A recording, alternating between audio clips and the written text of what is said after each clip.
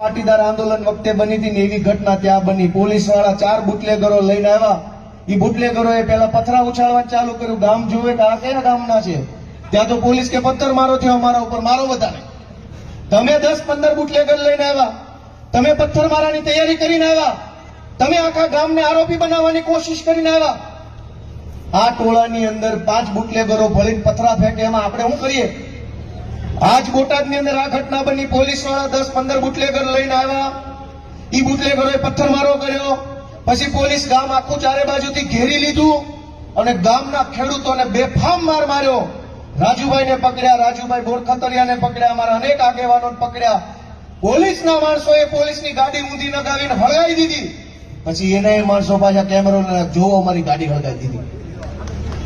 દોસ્તો, બુટલેગરોએ પોલીસના ડોકા કાપી નાખ્યા ત્યારે તો કોઈ બોલ્યું નહીં. ગુજરાતના અનેક બુટલેગરોએ પોલીસ ઉપર કાર ચડાવી દીધી.